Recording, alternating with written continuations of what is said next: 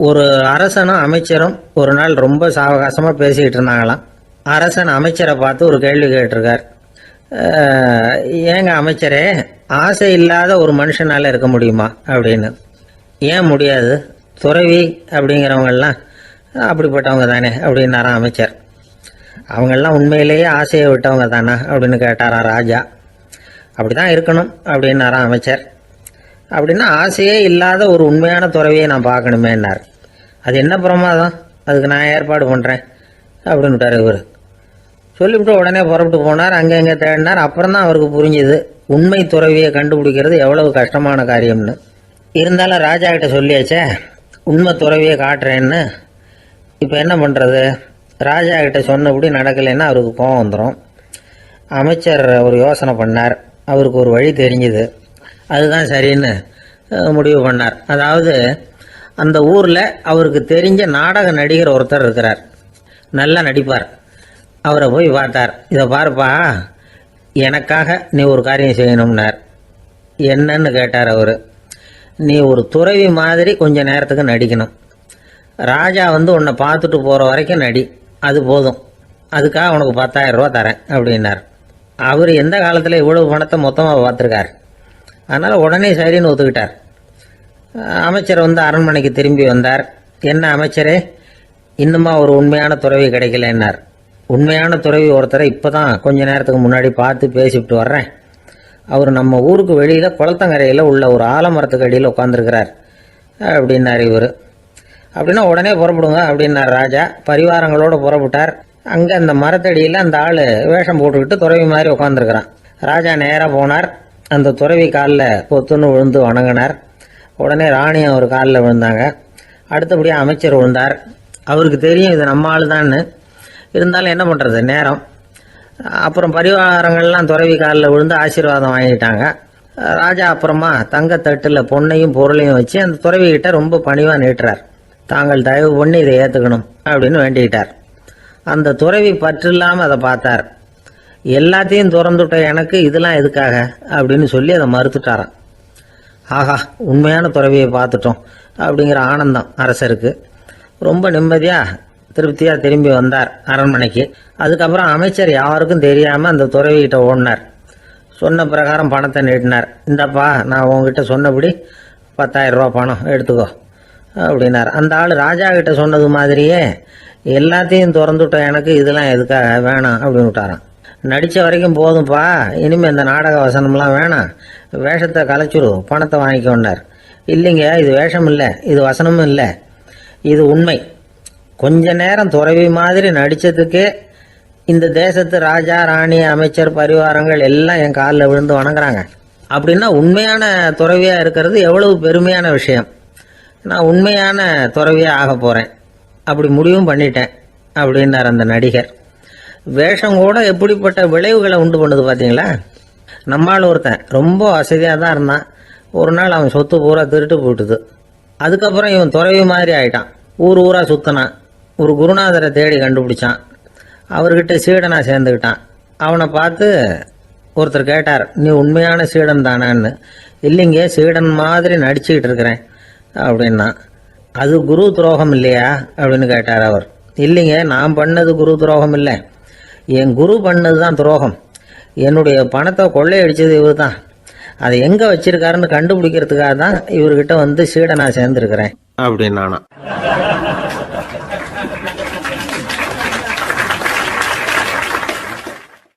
ஒரு ஆள் இருந்தான், நிறைய பணம் சம்பாதிச்சான். ஆனால் செலவு பண்ண மனசு வரல, கருமி. அவன் என்ன பண்ணா, சேர்த்த பணம் பூராவையும் ஒரு மரத்தடியில் புதைச்சி வச்சுருந்தான். வாரத்துக்கு ஒரு தடவை அந்த மரத்தடிக்கு வருவான். புதைச்ச இடத்த ஆவலோடு பார்த்துக்கிட்டு இருப்பான். அதுக்கப்புறம் போயிடுவான். அவ்வளவுதான். ஒரு நாள் ஒரு திருடன் வந்தான். இவன் புதைச்சி வச்சுருந்ததெல்லாம் எடுத்துகிட்டு போட்டான். இது தெரிஞ்சு போச்சு. அந்த கருமி புலம்ப ஆரம்பிச்சிட்டான். இவன் புலம்பலை கேட்டதும் அக்கம் பக்கத்தில் இருந்தவங்கெல்லாம் ஓடி வந்தாங்க. என்ன விஷயம்னு விசாரித்தாங்க. இவன் சொன்னான். ஒரு பெரியவர் கேட்டார், ஏப்பா, வாரம் இந்த இடத்த பார்க்குறதாக சொன்னியே, எப்போவாவது இதில் இருக்கிற பணத்தை எடுத்து செலவு பண்ணியிருக்கியா அப்படின்னு கேட்டார். நான் அப்பப்போ அதை பார்க்கறது தான் வழக்கம், அதை தொட்டதே இல்லைன்னு அவன். சரி, அப்படின்னா இப்போவும் நீ அதே மாதிரி வாரம் ஒரு தடவை வந்து இந்த இடத்த பார்த்துட்டு போகலாமே அப்படின்னாராம் அந்த பெரியவர். அதுவும் சரிதானே, எவ்வளவு காலமானாலும் அவன் அந்த பணத்தை எடுத்து செலவு பண்ண போறதில்ல. அப்படி இருக்கிறப்ப உள்ளே பணம் இருந்தாலும் ஒன்று தான், இல்லாமல் போனாலும் ஒன்று தான். இதிலிருந்து என்ன புரியுதுன்னா, ஒருத்தர்கிட்ட இருக்கிற பணத்தை கொண்டு அவர் பணக்காரரா ஏழையா அப்படின்னு முடிவு செய்கிறது சரியில்லை. அந்த செல்வத்தை அனுபவிக்கிற திறன், பயன்படுத்துகிற திறன், அதை வச்சு தான் அவர் ஏழையா பணக்காரரா அப்படிங்கிறத நிர்ணயம் பண்ணணும். அதுதான் சரி. செலவு பண்ண தெரியாதவன் சேகரம் பண்ணிகிட்டே இருக்கிறதுனால என்ன பிரயோஜனம்? தலைமுடியே இல்லாதவன் தாராளமாக சீப்புகளை வாங்கி சேகரம் பண்ணுறது மாதிரி தானே இது. சில சமயம் செலவு பண்ண நாம் தயாராக இருந்தால் கூட அந்த செல்வம் நமக்கு பயன்படுறதில்ல. அரேபியாவில் ஒரு நகை வியாபாரி விலை உயர்ந்த முத்துக்களை எல்லாம் அவர் வச்சு வியாபாரம் பண்ணிகிட்டு இருந்தார். அவர் ஒரு சமயம் ஒரு பாலைவனம் வழியாக போயிட்டு இருக்கிறார் ஒட்டகத்தில். அப்போ திடீர்னு கடுமையான புயல் வீச ஆரம்பிச்சுட்டுது. திசை தவறி இவர் எங்கேயோ வந்துட்டார். கூட வந்தவங்களையும் காணலை, எங்கே போனாங்களோ தெரியல. இவர் ரொம்ப பயந்து போய் அங்கேயும் எங்கேயுமா அலைஞ்சு தெரிகிறார். வழியே தெரியல. பசி கடுமையாயிட்டுது. ஒட்டகத்து முதுகில் ஒரு மூட்டை இருந்தது. அதை பிரித்து பார்த்தார். உள்ளே ஏதாவது இருக்கான்னு தேடி பார்க்குறார். அது வரைக்கும் கண்ணில் தட்டுப்படாத அபூர்வமான ஒரு பை கண்ணில் பட்டுது. ஆஹா, அதில் ஏதாவது சாப்பிட்றதுக்கு இருக்கும் அப்படின்னு நினச்சி ஆவலாக அதை பிரித்து பார்க்குறார். அந்த பையில் விலை உயர்ந்த முத்துக்கள் நிறைய இருந்துதான். அப்போ தான் அவர் நினச்சாராம், விலை உயர்ந்த முத்துக்கள் கூட சாப்பிட்றதுக்கு உணவாக முடியாது அப்படிங்கிறத புரிஞ்சுக்கிட்டாராம். எந்த நேரத்தில் எது நமக்கு தேவையோ அது நமக்கு தாராளமாக கிடைக்கணும். அப்படி அது கிடைக்கிறதுக்கு நம்மக்கிட்ட இருக்கிற செல்வம் பயன்படணும். அது நமக்கும் பயன்படலாம், நம்ம மூலமாக அடுத்தவங்களுக்கும் பயன்படலாம். அதுதான் செல்வத்தின் பயன். ஒரு மரத்தடியில் ஒருத்தன் உட்காந்து அழுதுகிட்டு இருந்தான். அந்த பக்கமாக வந்த இன்னொருத்தன் ஏப்பா அழுதுகிட்டு இருக்கிறேன்னு கேட்டான். இந்த இடத்துல தான் பூமிக்கு அடியில் பணம் இருக்குது, புதைச்ச இடம் தெரியல, அதான் அழறேன் அப்படின்னா. நல்லா ஞாபகப்படுத்தி பாரு, எந்த இடத்துல புதைச்ச அப்படின்னு கேட்டான் இவன். அது எப்படி எனக்கு தெரியும், புதைச்சி வச்சிருக்கிறவன் நான் இல்லையே, எங்கள் எழுத்து வீட்டுக்காரன் அப்படின்னானா இவன்.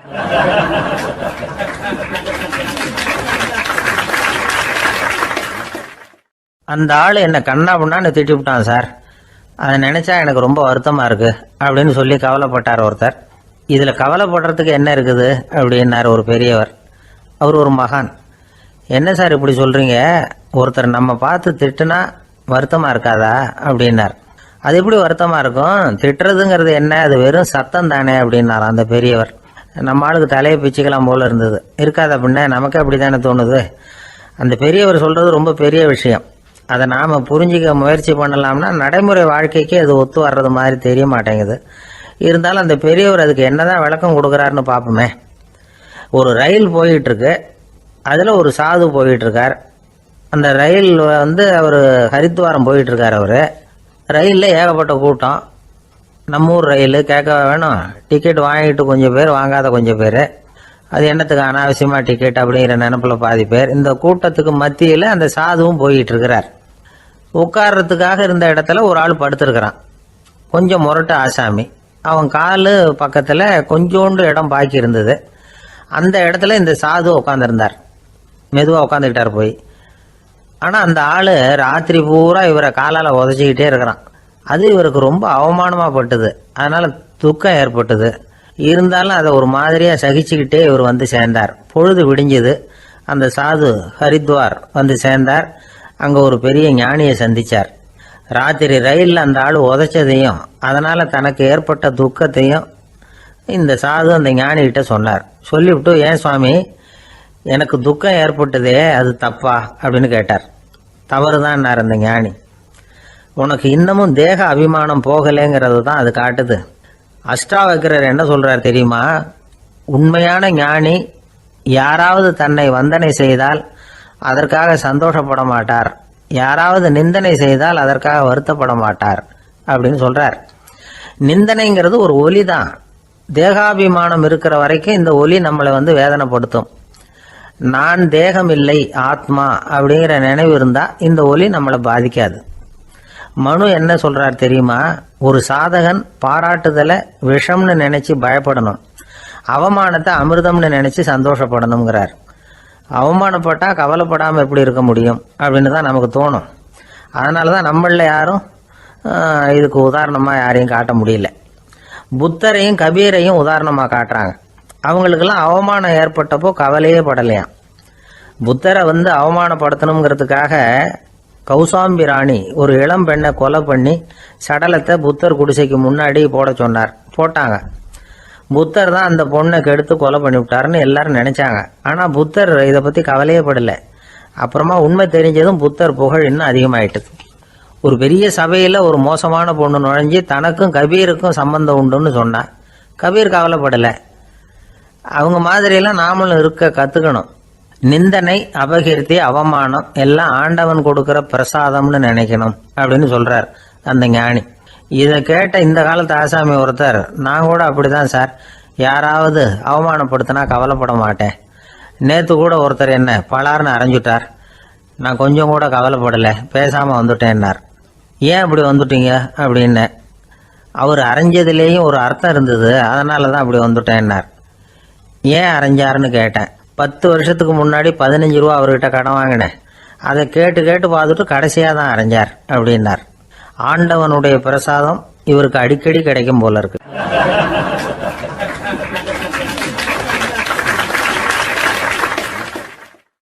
ஒரு பல்கலைக்கழகம், அங்கே ஒரு இலக்கிய பேராசிரியர், அவர் பாடம் நடத்திக்கிட்டு இருந்தார். ராபர்ட் ப்ரௌனிங் எழுதிய கவிதைகளை பற்றி சொல்லிகிட்டு இருக்கிறார். மாணவர்களும் ரொம்ப அக்கறையாக அதை கேட்டுக்கிட்டு இருக்கிறாங்க. ஒரு குறிப்பிட்ட கவிதையை பற்றி சொல்லும் பொழுது அந்த பேராசிரியருக்கே ஒரு சந்தேகம். அதாவது அந்த கவிதையின் சரியான அர்த்தம் என்னங்கிறதுல சந்தேகம். பேராசிரியர் யோசனை பண்ணார். அந்த கவிதையை முழுசாக புரிஞ்சிக்க முடியல.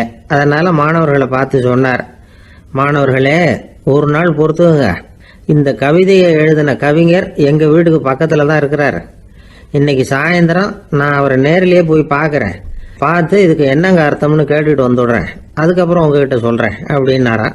அன்னைக்கு சாயந்தரமே அந்த பேராசிரியர் கவிஞரை தேடிக்கிட்டு போயிட்டார். கவிஞர் அவங்க வீட்டில் அவர் பாட்டு உட்காந்துருந்தாராம். இவர் போய் அவர் முன்னாடி உட்காந்தார். அப்புறம் கேட்டார், ஐயா, அந்த கவிதையின் முழு பொருள் என்னன்னு தெரிஞ்சுட்டு போகிறதுக்காக வந்திருக்கிறேன் அப்படின்னாராம். எந்த கவிதை அப்படின்னாராம் அவர். இவர் அந்த கவிதையை சொல்லியிருக்கார். கவிஞர் கொஞ்சம் யோசனை பண்ணிவிட்டு அப்புறம் சொன்னாராம், பேராசிரியரே, நீங்கள் கொஞ்சம் தாமதமாக வந்துட்டீங்கன்னாராம். இவருக்கு ஒன்றும் புரியல. நீங்கள் என்ன சொல்கிறீங்க, நான் தாமதமாக வந்துட்டேன்னா? நீங்கள் தான் உயிரோடு இருக்கிறீங்களே, அப்படி இருக்கும்பொழுது நான் தாமதமாக வந்துட்டேன்னா அது எப்படி அப்படின்னு இவர் குழம்பி இருக்கிறார். இப்போ கவிஞர் சொன்னாராம், ஐயா, நான் உயிரோடு இருக்கிறேன்னா இல்லையாங்கிறது முக்கியம் இல்லை. நான் அந்த கவிதை வரிகளை எழுதினப்போ 2 பேருக்கு அதோட அர்த்தம் தெரிஞ்சிருந்தது. இப்போ ஒரே ஒருத்தருக்கு தான் அதோட அர்த்தம் தெரியும் அப்படின்னாராம். பேராசிரியர் யோசனை பண்ணியிருக்கார். அப்படின்னா அந்த ஒருத்தர் கவிஞர் ராபர்ட் ப்ரௌனிங்கை தவிர வேற யாரா இருக்க முடியும்? இவர் தான் அப்படிங்கிறத அவர் மனசில் நினச்சிக்கிட்டார். அதனால சொன்னார், ஐயா, நான் தாமதமாக வரல, அந்த கவிதையின் பொருள் என்ன அது சொல்லுங்கன்னார். பேராசிரியரே, நான் சொல்றது உங்களுக்கு புரியலன்னு நினைக்கிறேன்.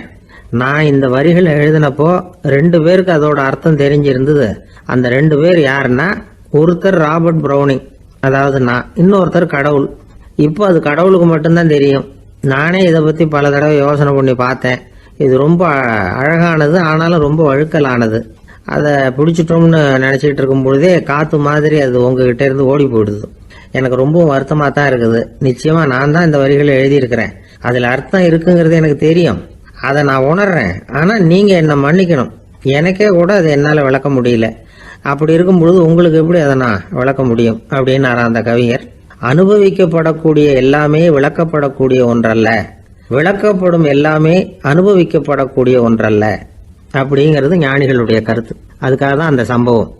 வாழ்க்கையில் நீங்கள் தொடர்ந்து ஆய்வு செய்து கொண்டே இருக்கக்கூடிய விளக்கங்களை ஒருபோதும் அடைய முடியாத பரிமாணங்கள் இருக்கிறதுனால தான் அது அலுப்பு தட்டாமல் இருக்குது. உங்களால் நிறைய அனுபவிக்க முடியும், இருந்தாலும் நீங்கள் அனுபவித்து அறிந்த விஷயங்கள் கூட வார்த்தைகளால் விளக்கப்பட முடிவதில்லை அப்படிங்கிறது பெரியோர் சிந்தனை. இதெல்லாம் ஒரு பக்கம் இருக்கட்டும். நமக்கு தெரிஞ்ச பேராசிரியர் ஒருத்தர் 1 மணி நேரம் ரொம்ப விவரமாக வகுப்பு எடுத்தார். கடைசியாக சொன்னார், மாணவர்களே, ரொம்பவும் எளிமையாக விளக்கமாக எல்லா விவரமும் சொல்லியிருக்கிறேன். அதனால் இதில் உங்களுக்கு சந்தேகம் வர்றதுக்கு வாய்ப்பே இல்லை. இருந்தாலும் கேட்க வேண்டிய கடமை கேட்குறேன். இது வரைக்கும் நடத்தினதில் யாருக்காவது ஏதாவது சந்தேகம் உண்டா அப்படின்னு கேட்டாராம். எனக்கு ஒரே ஒரு சந்தேகம்தான் சார் அப்படின்னு எழுந்திரிச்சு நிற்கிறான் ஒருத்தன். என்னன்னு கேட்டாராம். இது வரைக்கும் நீங்கள் என்ன பாடம் சார் நடத்துனீங்க அப்படின்னானா அவன்.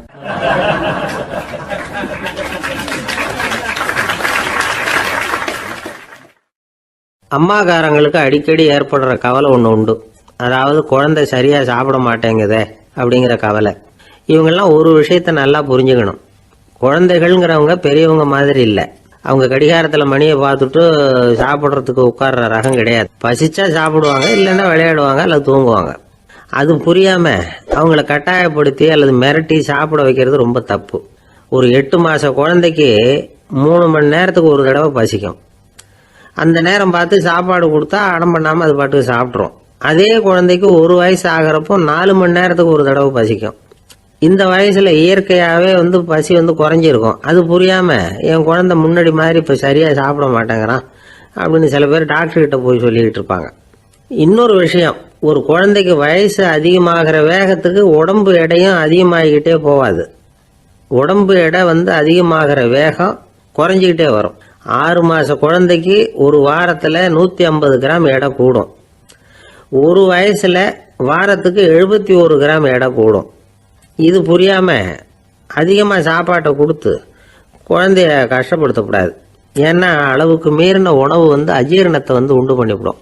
குழந்தைக்கு ஒரு தட்டில் கொஞ்சமாக ஆகாரத்தை வச்சு கொண்டுகிட்டு போய் கொடுக்கணும். மலை மாதிரி குவிச்சு வச்சா அதை பார்த்ததுமே பசி அடங்கி போயிடும். அடித்து மிரட்டி பயமுறுத்தி குழந்தைய சாப்பிட வைக்கிற பழக்கம் இருக்குது பாருங்க. அதுக்கு ஃபுட் ஃபோர்ஸிங் அப்படின்னு பேர். இப்படி பண்ணினா குழந்தைக்கு சாப்பாட்டில் விருப்பம் குறைஞ்சிரும். அதை கண்டாவே வெறுக்க ஆரம்பிச்சிடும். அது மாதிரி உளம் சார்ந்த பசி குறைவு, சைக்கோஜெனிக் அனோரெக்சியா, அது ஏற்படுமா. சாப்பாடுங்கிறதே ஒரு தண்டனை மாதிரி தோணும். குழந்தைகளுக்கு பிடிச்ச மாதிரியான ஆகாரத்தை கொடுக்கணும். சத்து அதிகம் இருக்குங்கிறதுக்காக அதுக்கு பிடிக்காத ஆகாரத்தை கொடுத்து கட்டாயப்படுத்தக்கூடாது. குழந்தைகளுக்கு 2 வயசு ஆகிறப்போ இயற்கையாகவே எதிர்மறை குணம் உண்டாகும். அதாவது அந்த எதிர்மறையாக பேசுறது. இது மாதிரி சமயங்களில் நாம் என்ன சொல்கிறோமோ அதுக்கு நேர்மாறாக நடந்துக்கும். ஏட்டிக்கு போட்டி. சாப்பிட சொன்னால் விளையாட போவோம், விளையாட சொன்னால் சாப்பாடு கேட்கும். இதை புரிஞ்சுக்கிட்டு நடந்துக்கணும். குழந்தை சொன்ன பேச்சை கேட்கலேன்னு கோவப்படக்கூடாது. குழந்தை வளர வளர பிடிவாத குணம் வர்றது சகஜம். கேட்டதை வாங்கி கொடுத்தாதான் சாப்பிடுவேன் அப்படின்னு பிடிவாதம் பண்ணணும். வாங்கி கொடுத்து விடுறது தான் உத்தமம். நீங்களும் அதுகிட்ட பிடிவாதம் பண்ணிட்டு இருக்கக்கூடாது. ஏன்னா கேட்டது கிடைக்கலையேங்கிற ஏமாற்றம் கூட குழந்தையோட பசியை குறைச்சிரும். கேட்டது கிடைச்சிட்டா பசி அதிகமாகும். கொடுத்ததை மலமலன்னு சாப்பிட்றோம். குழந்தைகளுக்கு கண்ட கண்ட நேரத்தில் சாப்பிட்றதுக்கு எதையாவது வாங்கி கொடுத்துக்கிட்டு இருந்தால் சாப்பாட்டு நேரத்தில் சாப்பிடாம அடம் பண்ண ஆரம்பிச்சிடும். பள்ளிக்கூடம் போகிற பிள்ளைங்க காலை உணவை சரியாக சாப்பிட மாட்டாங்க. அச்சம், அவசரம், பரபரப்பு இதெல்லாம் தான் காரணம். பள்ளிக்கு புறப்படுறதுக்கு ஒரு 3/4 மணி நேரத்துக்கு முன்னாடியே சாப்பாடு போட்டுருங்க, அது சரியாக போடும். படிக்கிற குழந்தைகள் உடல் சோர்வு, மனச்சோர்வு இது காரணமாக கூட சாப்பிட மறுக்கிறது உண்டு.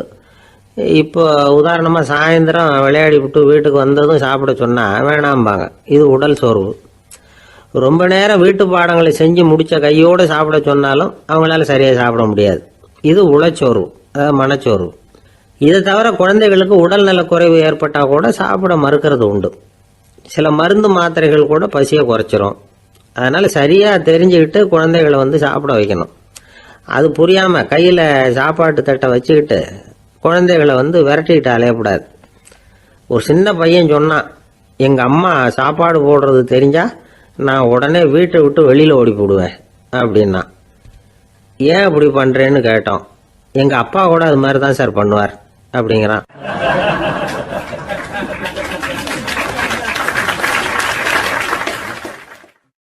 பந்திக்கு முந்தர ஆசாமிகள் நம்மள பல பேர் உண்டு.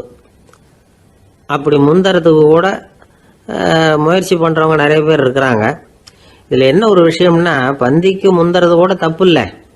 ஆனால் அப்படி ஒரு விருந்தில் ஆளாக போய் உட்காந்து சாப்பிட்டா கூட வெளியில் வர்றப்ப என்ன பெரிய விருந்து வச்சுட்டான், சாம்பாரில் உப்பு இல்லை, ரசத்தில் காரம் இல்லை அப்படின்னு குறை சொல்லிகிட்டே வர்றது இருக்கு பாருங்க. அது சரியில்லை, நாகரிகமும் இல்லை. கல்யாண பத்திரிகையில் என்ன போட்டிருக்குது, என் பொண்ணுக்கும் இன்னார் பையனுக்கும் கல்யாணம், எல்லாரும் குடும்பத்தோடு வந்திருந்து மணமக்களை ஆசீர்வதிக்கணும், இப்படி தானே போட்டிருக்கோம். குடும்பத்தோடு விருந்து சாப்பிட்டு சாப்பாடு எப்படி இருக்குன்னு அபிப்பிராயம் சொல்லிவிட்டு போங்க அப்படின்னா போட்டிருக்கு கல்யாண பத்திரிகையில். ஒருத்தர் வீட்டு விசேஷத்துக்கு போயிருக்கோம்னா எவ்வளவோ அசௌகரியங்கள் நமக்கு ஏற்படலாம். ஏராளமான கூட்டம் வந்திருக்கும். எல்லாரையும் அவங்க வந்து தனித்தனியாக கவனிச்சிக்கிட்டு இருக்க முடியாது. நாம தான் அனுசரித்து நடந்துக்கணும். நாமளாக போய் வாழ்த்த வேண்டியவங்களை வாழ்த்தி விட்டு வந்து சேரணும். அதை விட்டுட்டு பத்திரிக்கை கொடுத்தானேன்னு போனேன், கவனிப்பே சரியில்லை அப்படின்னு புலம்பிக்கிட்டு இருக்கக்கூடாது. ஒரு விருந்துக்கு போனால் அங்கே எப்படி நடந்துக்கணும் அப்படிங்கிறத பற்றி கூட அனுபவசாலிகள் சில விவரங்கள்லாம் சொல்லியிருக்கிறாங்க. இந்த காலத்தில் கல்யாணம், பிறந்த நாள், அது இதுன்னு நிறைய விருந்துகள் நடக்குது. அதெல்லாம் எதுக்காக? மனித உறவுகளை வளர்த்துக்கிறதுக்காக தான், வேற எதுக்கு? ஒரு விருந்துக்கு போனால் அமைதியாக பொறுமையாக போய் உக்காரணும். அடித்து பிடிச்சிக்கிட்டு இடத்த பிடிக்க போகிறேன் அப்படின்னு நிற்கக்கூடாது. முதல் பந்தி நடந்துக்கிட்டு இருந்தால் அது முடிஞ்சு இலை எடுத்து சுத்தம் பண்ணதுக்கு அப்புறம் போய் உட்கார்றது தான் நாகரீகம். இலை எடுக்கிறதுக்கு முன்னாடியே அங்கே போய் உட்காந்தா நல்லா இருக்காது. நீங்கள் சாப்பிட்டுட்டு உட்காந்துருக்கீங்களா, சாப்பிட்றதுக்கு உட்காந்துருக்கீங்களா, பார்க்குறவங்களுக்கு சந்தேகம் வந்துடும். அதே மாதிரி இலையில எல்லா ஐட்டமும் பரிமாறினதுக்கு அப்புறம் சாப்பிட ஆரம்பிக்கணும். ஒவ்வொரு ஐட்டமாக வைக்க வைக்க நாம் பாட்டுக்கு எடுத்து உள்ளே தள்ளிகிட்டே இருந்தோம்னா எதை வச்சோம் எதை வைக்கலன்னு பரிமாறினவரே குழம்பி போயிடுவார். ஏன்னா எப்போ பார்த்தாலும் இலை காலியாகவே இருக்கும். சாப்பிட்றப்போ உங்கள் சாப்பாட்டையே நீங்கள் கவனிக்கணும். அடுத்தவங்க இலையில என்ன இருக்குது, பக்கத்தில் இருக்கிறவர் எதை அதிகமாக சாப்பிட்றார், இதெல்லாம் நமக்கு என்னத்துக்கு? எல்லாரும் சாப்பிட்டு முடிக்கிற வரைக்கும் பொறுமையாக இருக்கிறது தான் நல்லது. நீங்கள் மட்டும் திடீர்னு பாதியில் எழுந்திரிச்சு பக்கத்தில் இருக்கிறவங்களுக்கு சங்கடமாக இருக்குமேங்கிறதெல்லாம் யோசிக்காமல் நீங்கள் பாட்டு எழுந்திரிச்சு போகக்கூடாது. பக்கத்தில் உள்ளவங்க உங்களை எழுந்திரிக்க சொன்னால் எழுந்திரிச்சு போகலாம். விருந்துகளில் சாப்பாட்டை வீணாக்கிறதே ஒரு நாகரிகமாக போட்டுது. இந்த காலத்தில் சாப்பாட்டுக்கே கஷ்டப்பட்டுக்கிட்டு பல பேர் இந்த உலகத்தில் இருக்கிறப்போ சாப்பாட்டை வீணாக்கிறது எவ்வளோ பெரிய மோசங்கிறத நினச்சி பார்க்கணும். வேணுங்கிற அளவுக்கு கேட்டு வாங்கி சாப்பிட்றது தான் முறை. விருந்தில் இந்த பஃபே அப்படின்னு சொல்லி ஒரு முறை சொல்கிறாங்கல்ல, அதாவது உணவு வகைகளையெல்லாம் பொதுவாக ஒரு இடத்துல வச்சுடுறது, நமக்கு தேவையானதை நாமே எடுத்துகிட்டு ஒரு தட்டில் போட்டுக்கிட்டு சாப்பிட வேண்டியது. இதில் கூட சில பேர் தேவைக்கு அதிகமாக எடுத்து போட்டுக்கிட்டு வீணாக்குறாங்க. சில சமயம் வந்து கடைசியாக சாப்பிட போகிறவங்களுக்கு எல்லா ஐட்டமும் கிடைக்காம போகலாம். அதை போய் பெருசு பண்ணிகிட்டு இருக்கக்கூடாது. என்ன சார், இந்த அளவுக்கு கூடவா நாகரிகம் தெரியாமல் இருக்கிறோம், இதை போய் பெருசாக சொல்ல வந்துட்டீங்களே அப்படின்னு நினைக்கலாம். ஒருத்தர் 2 பேருக்கு இந்த விவரம் தேவைப்படலாம். அவங்க காதலையும் இது விழட்டுமேங்கிறதுக்காக தான் இது. ஒரு பெரிய கல்யாண விருந்து நடந்துக்கிட்டு இருந்தது. விருந்து மண்டபத்து வாசலில் ஒருத்தர் நின்றுக்கிட்டு வர்றவங்களையெல்லாம் ரொம்ப மரியாதையாக வணங்கி உள்ளே அனுப்பி வச்சுக்கிட்டு இருந்தார். எப்படி தெரியுமா? வர்றவங்க கையெல்லாம் பிடிச்சி முத்தம் கொடுத்து அதுக்கப்புறம் உள்ளே அனுப்பி வச்சுக்கிட்டு இருந்தாராம். கூட்டம்லாம் முடிஞ்சதுக்கப்புறம் அவர்கிட்ட போய் கேட்டிருக்கிறாங்க, சார் நானும் எவ்வளவோ விருந்துகளுக்கு போயிருக்கிறேன், இருந்தாலும் இவ்வளவு மரியாதையாக வர்றவங்க கைக்கெல்லாம் முத்தம் கொடுத்து வரவேற்கிறத இங்கே தான் பார்க்குறேன் அப்படின்னு சொன்னாங்க. அதுக்கு அவர் சொன்னார், அட போங்க சார், நான் முத்தம் கொடுக்கல, முந்தின பந்திக்கு வந்து சாப்பிட்டவங்களே அடுத்த பந்திக்கும் வர்றாங்களான்னு மோந்து பார்த்து அனுப்பி வச்சுக்கிட்டு இருந்தேன் அப்படின்னார்.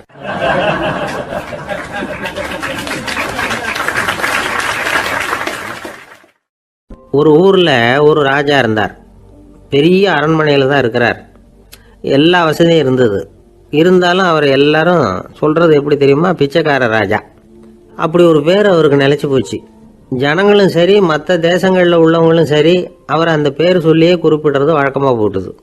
இது அவருக்கு ரொம்ப கவலையாக போச்சு. என்ன இது, நம்மளை தேடி வர்றவங்களுக்கெல்லாம் நாம் சோறு போடுறோம், நம்ம புகழ்ந்து பாடல் ஏற்றி கொண்டு வர்ற புலவர்களுக்கெல்லாம் அவங்க எப்படி வந்தாலும் ஒருவேளை சோறு போடணுங்கிறது உத்தரவு. இவ்வளவுலாம் செஞ்சும் நம்மளை போய் பிச்சைக்கார ராஜான்னு எல்லாரும் சொல்கிறாங்களே, அது ஏன், எதுக்காக அப்படி சொல்கிறாங்க? இதுதான் ராஜாவுக்கு குழப்பம். சரி, இதை பற்றி நம்ம அமைச்சர்கள் கிட்ட கேட்கலாமா அப்படின்னு யோசனை பண்ணார். இந்த விஷயத்தை போய் அவங்கக்கிட்ட எப்படி கேட்கறதுன்னு அவருக்கு தயக்கமாக இருந்தது. கௌரவ குறைச்சலாக தெரிஞ்சுது அவருக்கு. சரி, சாதாரண குடிமக்கள்கிட்ட இதை பற்றி கேட்கலாமா அப்படின்னு யோசனை பண்ணார். கேட்கலாம், ஆனால் அவங்க யாரும் ராஜா முன்னாடி வந்து நின்று தைரியமாக பேசக்கூடிய அளவுக்கு இல்லை. ராஜாவோட குழப்பம் நாளுக்கு நாள் அதிகமாக போச்சு. கடைசியாக அவர் ஒரு முடிவுக்கு வந்தார். அதாவது இதை பற்றி ஒரு பிச்சைக்காரங்கிட்டே கேட்டு பார்த்துட்டா என்ன.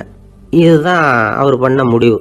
உடனே மாறு வேஷம் போட்டுக்கிட்டு நகர்வலம் போனார். ஒரு பிச்சைக்காரனை கண்டுபிடிச்சார். இதை பாருப்பா, நம்ம ராஜாவை எல்லாரும் பிச்சைக்கார ராஜான்னே சொல்கிறாங்களே, அதுக்கு என்ன காரணமாக இருக்கும் அப்படின்னு கேட்டார். அதுக்கு அவன் சொல்கிறான், இதுக்கான பதிலை இன்னும் ஒரு 30 நாளில் சொல்கிறேன் அப்படின்னா. உடனே இவருக்கு சந்தோஷம். உண்மையை அவங்ககிட்ட சொன்னார். நான் வேற யாரும் இல்லை, நான் தான் இந்த நாட்டு ராஜா. இப்போ நீ என் கூடவே வந்துடு, அரண்மனையிலேயே தங்கிக்கோ, 30 நாள் கழித்து எனக்கு பதில் சொல்லிவிட்டு அதுக்கப்புறமா நீ போகலாம் அப்படின்னு சொல்லி அழைச்சிட்டு வந்துட்டார். அரண்மனையில் ஒரு மூலையில் அவன் தங்கறதுக்கு இடம் கொடுத்தார். தினம் 2 வேளையும் இவனுக்கு சோறு போடுங்க அப்படின்னு உத்தரவு போட்டார். ராஜா கொடுத்த இடத்துல போய் உக்காந்துக்கிட்டான் அந்த பிச்சைக்காரன். தினமும் அந்த அரண்மனையில் நடக்கிறதையெல்லாம் கவனிச்சிக்கிட்டு வந்தான். வேளைக்கு சாப்பாடு வரும், சாப்பிட்டுக்கிட்டு இருக்கான். இப்படி 30 நாள் முடிஞ்சுது. ராஜா வந்தார். என்னோட கேள்விக்கு பதில் என்னன்னு கண்டுபிடிச்சிட்டியான்னார். கண்டுபிடிச்சிட்டேன்னா. என்ன எல்லாரும் பிச்சைக்கார ராஜான்னு சொல்கிறாங்களே, அது நியாயமாக படுதா உனக்குன்னு கேட்டார். நியாயமாக தான் படுது, சந்தேகம் இல்லாமல் நீங்கள் பிச்சைக்கார ராஜா தான். என்னதான் நீங்கள் வசதியோடவும் படைபலத்தோடவும் இருந்தால் கூட நீங்கள் எங்கள் வர்க்கத்தை சேர்ந்த ஆசாமி தான் அப்படின்னு அடித்து சொல்லிவிட்டான் அந்த ஆள். ஏனால் அப்படி சொல்கிறேன்னு கேட்டார் இவர். அரசே, ஒரு உண்மையை கண்டுபிடிச்சி சொல்கிறதா நான் உங்ககிட்ட சொன்னேன். நீங்கள் ராஜ பரம்பரைன்னா உடனே உங்கள் கழுத்தில் கிடக்கிற முத்து மாலையை கழட்டி பரிசாக கொடுத்துருப்பீங்க, பொண்ணையும் மணியையும் கொடுத்துருப்பீங்க. ஆனால் நீங்கள் அப்படி செய்யலை. என்னை ஒரு மூலையில் உட்கார வச்சு 2 வேளை சோறு போட சொன்னீங்க. உங்களை தேடி யார் வந்தாலும், யார் பாராட்டி பேசினாலும் அல்லது பிரச்சனைகளை சொன்னாலும் நீங்கள் செய்கிற ஒரே காரியம் சோறு போடுறது தான். பிச்சைக்காரனுக்கு சோறு மட்டும்தான் உலகம். உங்கள் விஷயத்திலையும் நீங்கள் அப்படி தான் நினைக்கிறதாக தெரியுது. நல்லா கவனிங்க. எந்த ஒரு பிரச்சனைக்கும் சோறு தான் முடிவுன்னு நினைக்கிறீங்க பாருங்க. நீங்கள் சந்தேகமில்லாத எங்களை சேர்ந்த ஆளு தான் அப்படின்னுட்டான் அந்த பிச்சைக்காரன். அதுக்கப்புறம் தான் அந்த ராஜா தன்னுடைய தவறுகளை எல்லாம் தேர்த்திக்கிட்டாராம். பசின்னு வர்றவங்களுக்கு சோறு தான் போடணும், அது தப்பு இல்லை. பாராட்ட வர்றவங்களுக்கெல்லாம் சோத்தையே போட்டு அனுப்புனா இப்படி தான் பேர் வரும். எனக்கு தெரிஞ்ச ஒருத்தர் தினமும் யாராவது ஒருத்தரை தன் வீட்டுக்கு அழைச்சிட்டு போவார், சாப்பாடு போட்டு அனுப்புவார். முன்னறிவிப்பு இல்லாமல் திடீர்னு ஒரு விருந்தாளியோட வீட்டில் போய் இவர் நிற்கிறது வழக்கம். அந்த அம்மாவும் இவருக்காக தயார் பண்ணி வச்சிருந்ததை இவர் அழைச்சிட்டு வந்திருக்கிற விருந்தாளிக்கு போட்டுருவாங்க. விருந்தாளி சாப்பிட்டுட்டு போனதுக்கப்புறம் இவர் மனைவி கிட்ட உனக்கு சிரமம் வேணாம் அப்படின்னு சொல்லிவிட்டு பக்கத்தில் உள்ள ஒரு ஹோட்டலுக்கு போய் காசு கொடுத்து சாப்பிட்டுட்டு வந்துடுவார். பல நாள் இப்படி நடக்கும். ஒரு நாள் அவரை தனியாக கூப்பிட்டுக்கிட்டு போய் ஏன் இப்படி பண்ணுறீங்கன்னு கேட்டோம்.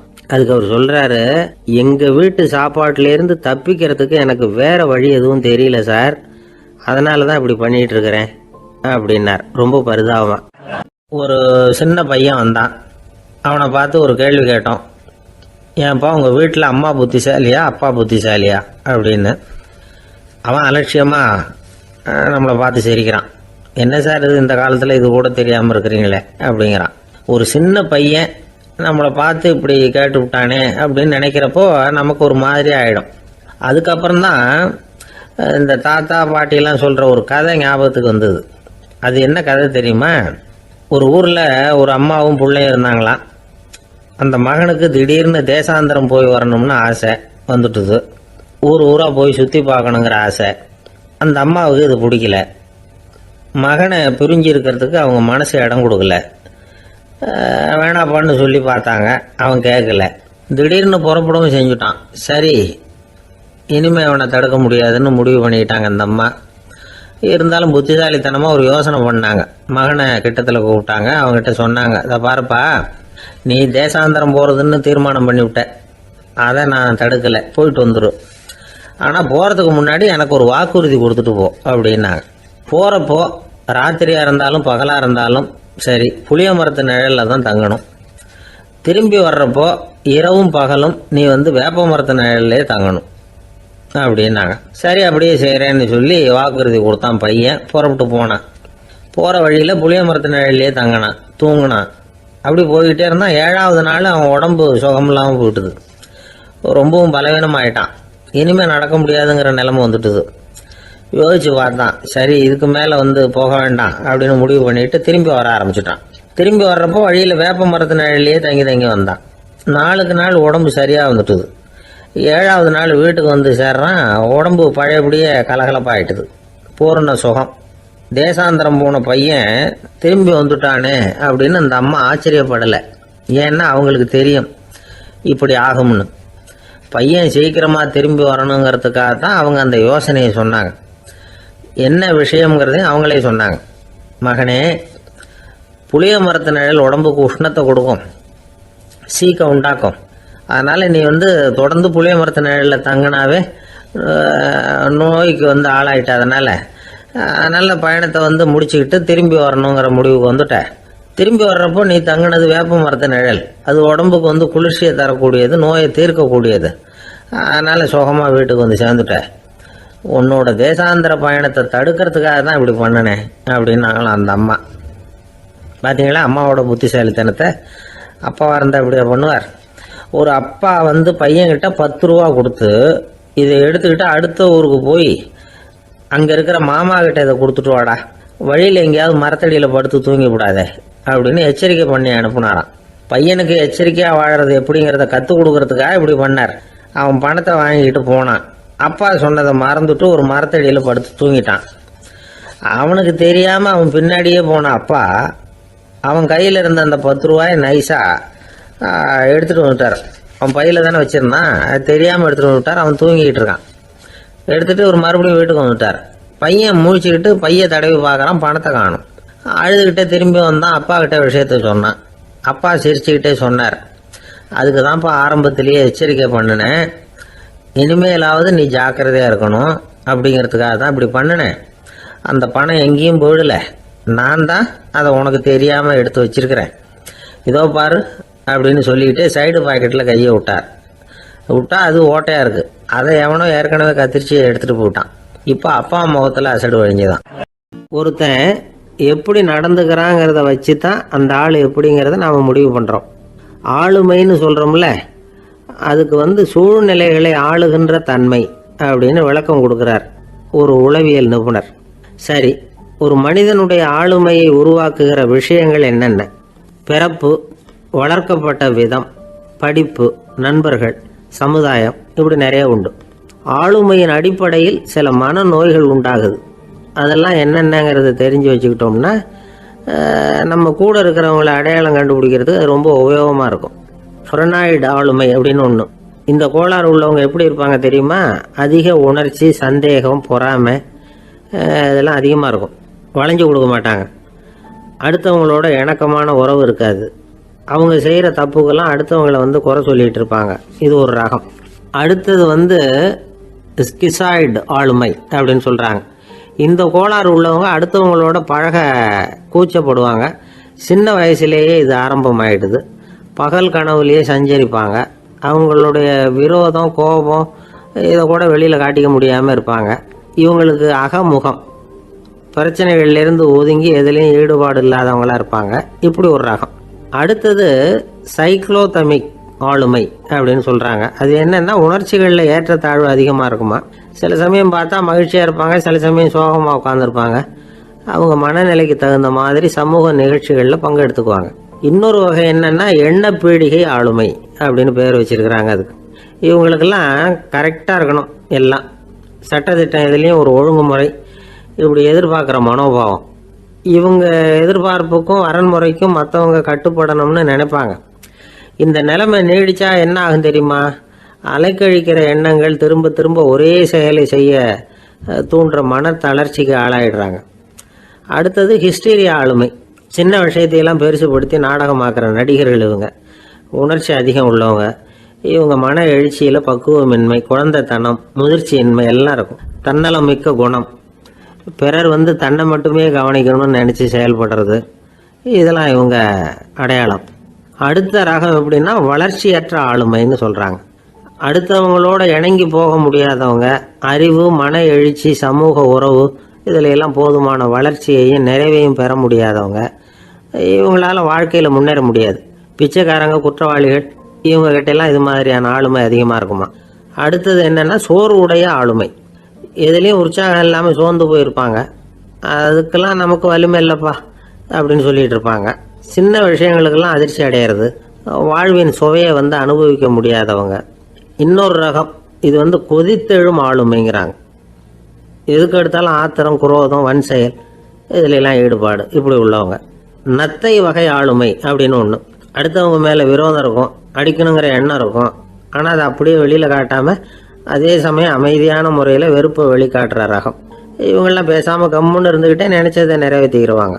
முன்ஜாக்கிரதை ஆளுமை அப்படின்னு ஒரு ரகமாக. பாதுகாப்பின்மை, சந்தேகம், முழுமையின்மை, அறவேக்காட்டுத்தனம் இந்த மனப்போக்கு அதிகமாக இருக்கிறதுனால அகம்பாவம், புடிவாதம், எச்சரிக்கை எல்லாம் அளவுக்கு மீறி இருக்கும். இதுவரைக்கும் நாம் பேசிக்கிட்டு இருந்த ஆளுமை பண்புகள் அளவுக்கு அதிகமாக போயிட்டுதுன்னா ஆளுமை கோளாறுகள் ஏற்படும். அதன் அடிப்படையில் மனவியாதிகள் வருமா. அதனால் இணக்கமான எல்லாரும் விரும்புகிற இயல்பான ஆளுமையை பெறுவதற்கு நாம் முயற்சி செய்யணும் அப்படிங்கிறது மனோதத்துவ நிபுணர்களுடைய ஆலோசனை. ஒருத்தர் ஒரு மனோதத்துவ டாக்டரை தேடிட்டு வந்தாராம். டாக்டர், எனக்கு மனசில் ஏதோ வியாதி, ஆளுமை கோளாறு, அதாவது எனக்கு சீக்கிரமாக செத்து போனால் தேவையில்லைன்னு தோணுது அப்படின்னாராம். உடனே அந்த டாக்டர், சரி அப்படின்னா இங்கே இருங்க, நான் வைத்தியம் பார்க்குறேன் அப்படின்னாராம். ஒருத்தர் முகத்தை தொங்க போட்டுக்கிட்டு ஒரு மாதிரியாக வந்தார். என்ன விஷயம்னு விசாரித்தேன். என்னுடைய நண்பன் ஒருத்தங்கிட்ட கருத்து வேறுபாடு, இனிமேல் நமக்குள்ளே எந்த சம்மந்தமும் வேணாம்னு நட்பை முறிச்சிட்டு வந்துட்டேன்னா. நண்பர்கள்னு இருந்தால் கருத்து வேறுபாடு வரத்தான் செய்யும்னு. கருத்து வேறுபாடு வராமல் இருக்கிறதுக்கு ஏதாவது வழி உண்டா அப்படின்னு கேட்டாங்க. அதை பற்றி நிபுணர்கள் சில யோசனைகளை சொல்லியிருக்கிறாங்கன்னு. முதல் விஷயம் என்னென்னா, உங்கள் நண்பனுக்கு ஒரு செய்தி சொல்லணும்னா அதை நீங்களே நேரடியாக சொல்லுங்கள், அல்லது உங்கள் கைப்பட கடிதம் எழுதுங்க. அதாவது நேரடி தொடர்பு முக்கியம்.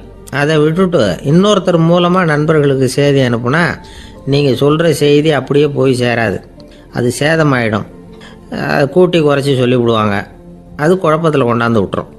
இது ஒரு யோசனை. ரெண்டாவது யோசனை என்னென்னா, நீங்கள் ஒரு நல்ல காரியத்தை செய்யும் பொழுது உங்கள் நண்பரையும் சேர்த்துக்குங்க, அவருக்கும் அதில் ஒரு ஈடுபாட்டை உருவாக்குங்க. மூணாவது யோசனை, நம்ம பக்கத்தில் இருக்கிற நண்பர் மகிழ்ச்சி அடைகிற மாதிரி ஏதாவது செய்யணும். சின்ன சின்ன செயல்களாக இருந்தாலும் பரவாயில்ல, அவர் நமக்கு எதுவும் செய்யலையே, நாம் எதுக்கு செய்யணும் அப்படின்னு நினச்சிக்கிட்டு இருக்கக்கூடாது. நாலாவது யோசனை என்னென்னா, உங்களுக்கு ஒரு பிரச்சனையா அல்லது உங்கள் நண்பருக்கு ஒரு பிரச்சனையா, எதுவாக இருந்தாலும் 2 பேரும் சேர்ந்து உட்காந்து ஆலோசனை பண்ணுங்கள். நம்ம யோசனையும் கேட்கப்படுதே அப்படிங்கிற நினைப்பே அவருக்கு ஒரு மன நிறைவை உண்டாக்குமா.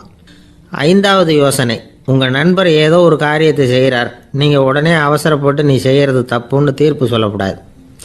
அவர் அதை செய்யறதுக்கான நியாயங்கள் எவ்வளோ இருக்கும், அதை புரிஞ்சுக்கிறதுக்கு முயற்சி பண்ணணும். 6வது யோசனை, உங்கள் நண்பர் என்ன சொன்னாலும் அதை பொறுமையாக கேளுங்க.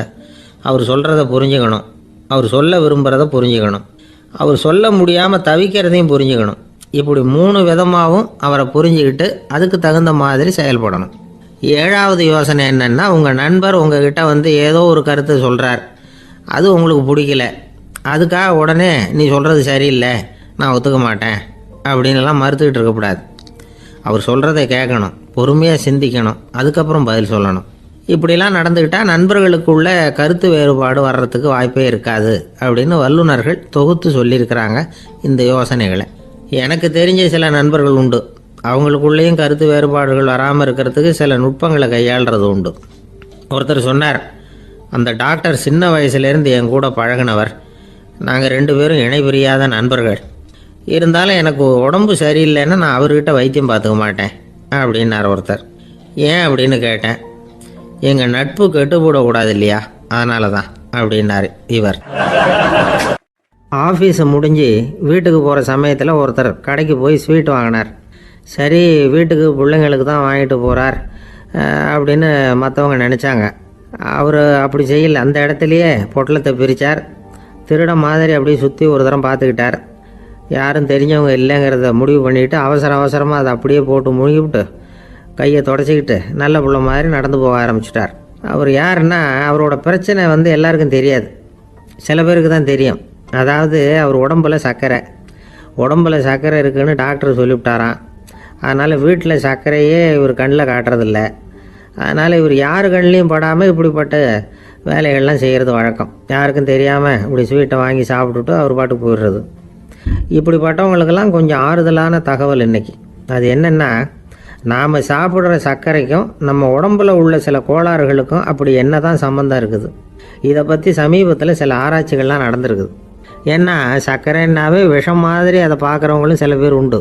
சின்ன பிள்ளைங்களுக்கு வயத்தில் பூச்சி உண்டாகிறதுலேருந்து பெரியவங்களுக்கு நீரிழிவு வர்ற வரைக்கும் எல்லாத்துக்கும் சர்க்கரை தான் காரணம்னு சொல்லிகிட்டு இருக்கிறோம். ஆனால் அந்த அளவுக்கு பயப்பட வேண்டிய அவசியம் இல்லை அப்படின்னு சொல்கிறாங்க. சர்க்கரை வியாதி, இருதய நோய், பித்த நீர்ப்பை நோய், இதெல்லாம் சில நோய்கள்லாம் நாம் சாப்பிட்ற சர்க்கரைக்கும் தொடர்பு இருக்குன்னு நினைக்கிறோம். ஆனால் அப்படி சம்பந்தம் உண்டுங்கிறதுக்கு போதுமான அளவுக்கு ஆதாரம் இல்லை அப்படிங்கிறாங்க ஆராய்ச்சியாளர்கள். ஒரே ஒரு சம்பந்தம் தான் உறுதியாக இருக்குதான். அதுவும் இந்த பல் சிதைவு அப்படின்னு இருக்கு இல்லையா, அந்த சர்க்கரை சாப்பிட்றதுக்கும் இந்த பல் சிதைவுக்கும் சம்மந்தம் இருக்குது அப்படிங்கிறத மட்டும் உறுதியாக சொல்கிறாங்க. சர்க்கரைன்னா நாம் சாப்பிட்ற ஜீனி மட்டும் இல்லை, பழம், காய்கறி, பால், தேன், இப்படி எல்லாத்துலேயும் அது இருக்குது. கேரட்டு கொடுக்குற சத்தில் 88% சர்க்கரை, ஆப்பிள் கொடுக்குற சக்தியில் 95% சர்க்கரை. இது ஜீனி சர்க்கரை, இது ஆப்பிள் சர்க்கரை அப்படிங்கிற வித்தியாசம்லாம் உடம்புக்கு கிடையாது. ரெண்டுமே உடனடியாக சக்தி கொடுக்குது. ஒரு ஸ்பூன் சர்க்கரையில் 16 கலோரி தான் சத்து இருக்குது. அதிகமாக சர்க்கரை சாப்பிட்டா நீரிழிவு வந்துருங்கிறது தப்பான ஒரு அபிப்பிராயம். டயபெட்டிஸுங்கிறது ஒரு மெட்டபாலிக் டிசார்டர், அவ்வளவுதான். அதாவது நாம் சாப்பிட்ற சர்க்கரையை நம்ம உடம்பு திறமையாக உபயோகப்படுத்திக்க முடியல அப்படின்னு அர்த்தம். அதனால தான் அதிகமாக இனிப்பு வேணாம்னு சொல்கிறோம். ஏற்கனவே உடம்பால் முடியாத ஒன்றை மறுபடியும் அது தலையில் சுமத்தி அதிகமாக வேலை வாங்க வேணாமே அப்படிங்கிறதுக்காக தான். ஆகாரத்தில் அதிகமாக சர்க்கரை இருந்தால் அதனால் உடனே சர்க்கரை வியாதி வந்துடும்ங்கிறதுக்கு விஞ்ஞான ரீதியாக போதுமான ஆதாரம் இல்லை. அதனால் எப்போவாவது அதிகமாக ஸ்வீட்டு சாப்பிட்டுட்டா ஐயோ அதிகமாக சாப்பிட்டோமோ என்ன பண்ண போகுது தெரியலையே அப்படின்னு நினச்சி மனசை போட்டு குழப்பிக்க வேண்டியதில்லை. பொதுவாக எதுவுமே அதிகமாக வேண்டாம், எல்லாம் சீராக இருந்தால் போதும். நீரிழிவுங்கிறது புதுசாக வந்துட்ட ஒரு நோய் இல்லை, ரொம்ப காலமாகவே இருக்கிற ஒன்று தான். நம்ம முன்னோர்கள் இதை மதுமேகம் அப்படின்னு சொல்லுவாங்க. அதை கட்டுப்படுத்துறதுக்கு அவங்களே சில வழிமுறையை சொல்லி வச்சுருக்கிறாங்க. அது என்னென்னா வேறு ஒன்றும் இல்லை, இந்த பாவக்காய், முள்ளங்கி, அருகம்புல், அவ்வளவுதான். வெள்ளை முள்ளங்கி இருக்குல்ல, அதை வாரத்துக்கு 3 நாள் சாப்பிட்டுக்கிட்டு வாங்க. நூலுக்கோல் ரொம்ப நல்லது. இல்லைன்னா முள்ளங்கி சாறு 1 ounce சாப்பிட்டுட்டு வரலாம். ரத்தத்தில் சேர்கிற சர்க்கரை அளவை இதெல்லாம் கட்டுப்படுத்துது. சிறுநீரில் காணப்படுகிற சர்க்கரை அளவையும் சமநிலைப்படுத்துது. தினமும் ஆகாரத்தில் கோதுமை, கேழ்வரகு, வெந்தயம், கருவேப்பிலை, சோயாபீன்ஸ் எது கிடைக்குதோ சேர்த்துக்கலாம்.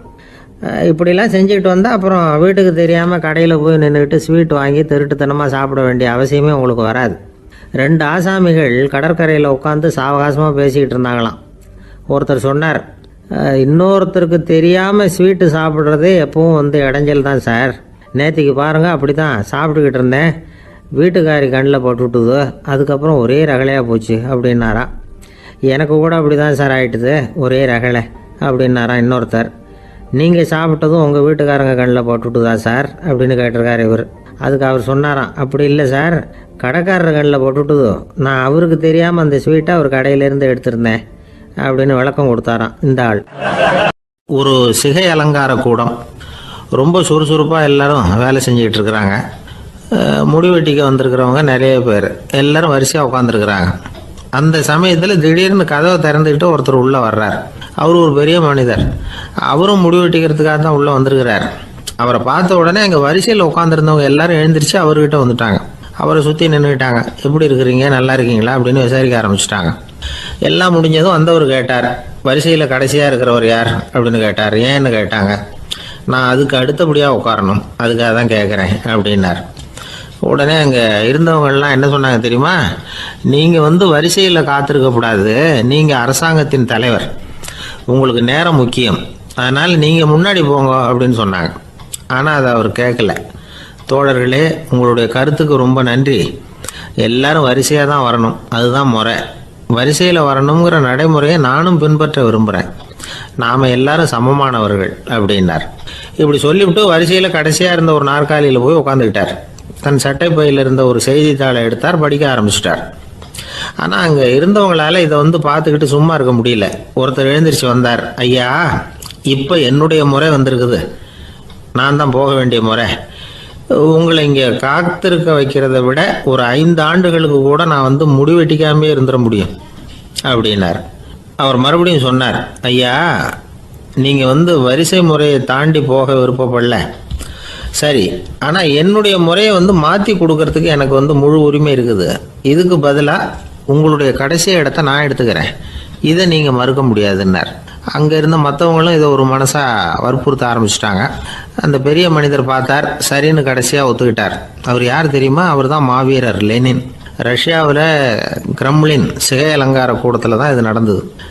எல்லாரும் இந்நாட்டு மன்னர்கள்னு வாயளவில் பேசுறதுல என்ன பிரயோஜனம்? நாம் எல்லாரும் சமங்கிறத நடைமுறையில் கடைபிடிச்சி காட்டினவங்க கொஞ்சம் பேர் தான். அவங்களில் ஒருத்தர் தான் லெனின். வரிசையில் நின்று வர்றதுங்கிறது ஒரு சிறந்த பண்பு, உயர்ந்த பண்பு. இன்றைக்கி பல இடங்களில் அது நமக்கு தேவைப்படுது. ஒரு ரேஷன் கடை வாசல். கடை திறக்கிறதுக்கு முன்னாடி எல்லாரும் வந்து வரிசையில் நின்றுட்டாங்க. கடைசியாக வந்த ஒருத்தர் க்யூவில் முன்னாடி போகிறதுக்கு முயற்சி பண்ணுறார். ஏற்கனவே நின்றுட்டு இருக்கிறவங்க அவரை முன்னாடி போகிறதுக்கு விட மாட்டேங்கிறாங்க. கடைசியாக போய் நில்லையா அப்படின்னு எல்லாரும் கத்துறாங்க. அது அவர் காதில் வாங்கலை. முண்டி அடிச்சுக்கிட்டு முன்னாடி போகிறதுக்கே முயற்சி பண்ணிகிட்டு இருக்கிறார். எல்லாரும் சேர்ந்து அவரை வலுக்கட்டாயமாக இழுத்து கொண்டாந்து பின்னாடி கொண்டு போய் நிறுத்திவிட்டாங்க. நிறுத்திவிட்டு சொன்னாங்க, இதை பாருப்பா, நாங்கள் இருக்கிற வரைக்கும் நீங்கள் முன்னாடி போய் எதையும் வாங்க முடியாது, தெரிஞ்சுக்கோ அப்படின்னாங்க. இப்போ அந்த ஆள் சொன்னாராம், நான் இங்கே பின்னாடி நிற்கிற வரைக்கும் நீங்களும் எதுவும் வாங்க முடியாது அப்படின்னாராம். ஏன்னு கேட்டிருக்கிறாங்க. நான் தான் அந்த கடையை திறக்க வேண்டிய ஆள் அப்படின்னா. ஒரு மனுஷனுக்கு 3 விதத்தில் கர்வம் உண்டாகிறதுக்கு வாய்ப்பு உண்டு. பணம், பதவி, புகழ். பணம் அதிகமாக வந்தால் கர்வம் வரலாம். பதவி பெருசாக வந்துட்டுதுன்னா கர்வம் வரலாம்.